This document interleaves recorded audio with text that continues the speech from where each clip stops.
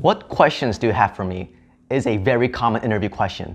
It's actually the #1 most common question asked during a residency or medical school interviews because it is required to be asked. And it's probably the most common questions in job interviews too. If you have 15 people interviewing you that day, all of them will ask you, what questions do you have for me? For some interviewers, it was the only question they asked. Some of you may have genuine questions, but I'm assuming that the answer to your question will not drastically change your opinion about a particular program. You're only answering because they ask you to ask them a question. Having said that, the answer to what questions do you have for me is still an opportunity to make an impression. Do not blow it off and ask a mundane question or something that can be easily looked up online. Here are some examples of generic questions. Are the people happy here? Do the residents and the attendings get along together? What is the board pass rate? Where do people go after graduating? What is the best thing about this program? What research opportunities do you have? What changes have you made recently? These are okay, but it can be better. Here are 3 tips to keep in mind when you prepare your answer to the question, what questions do you have for me? First, start your question by prefacing why you're asking this question. It's an opportunity to reveal more attractive features about yourself. Instead of asking just what research opportunities do you have, instead try something like, previously I've done research in blank and would potentially like to continue.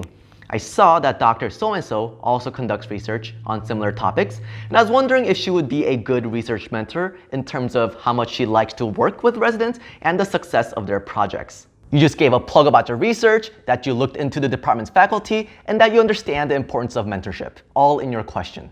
Another example, instead of asking, are the residents happy here? Try something like, I think mental health and avoiding burnout during training is very important. A lot of my friends during medical training have claimed to have burnt out, and actually during medical school, I've served in a committee to address the wellness of the student body. I was wondering, how is this residency program structured in a way that promotes wellness in its residents?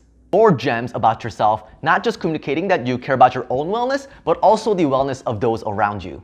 If something comes up during the interview, you can ask about that too, of course. Let's say that the interviewer revealed that she likes cross-country skiing, and you happen to like that too. That's like amazing situation. You can ask, I love cross-country skiing too. I think it's a great way to exercise and meet new people. How can I get plugged in? Here's a final example. I knew that my interviewer was a male doctor who did a fellowship in breast imaging. So I asked him, right now I'm interested in all subspecialties of radiology. I think the pathologies and the procedures that you do in those are very interesting. But in breast imaging in particular, I had this in the back of my mind. What is your opinion as a male radiologist working with a female dominant population when you have to address such sensitive topics such as breast cancer? He thought that was a very good question, and at the same time, I was able to communicate a lot of good qualities about me. So before you ask a question, even if it's a mundane one, preface it with why you're asking the question to reveal more attractive features about you. #2, ask to expand on something that you heard earlier that day. Typically, in an interview, there's usually like an introductory presentation where the program director reveals a lot of information about the program, or maybe you already had a chance to talk to some of the residents. Remember what was said, take notes so that you can ask to expand on those things because a lot of these things probably weren't available online. Then during the interview, ask the interviewer to expand more on that topic. Today, during the welcome presentation, the program director mentioned that blank is happening. I think that's very important because blank and blank. Would you be able to tell me more about it? This can be about new offsite rotations, international opportunities, or really anything that the program director wanted to brag to you about. It's an easy way to tag on more specific questions and to reveal that you were paying attention. #3, there are some scripted questions that can still work pretty well. If you think there's a juicy question that you can use over and over, then go for it. But I still think that the questions that I prefaced it with more information about myself were stronger. The particular question that I asked all program directors was this. I probably won't have the convenience of talking to so many program directors outside of the interview season. And I want to remember the answer to your question that I ask all program directors.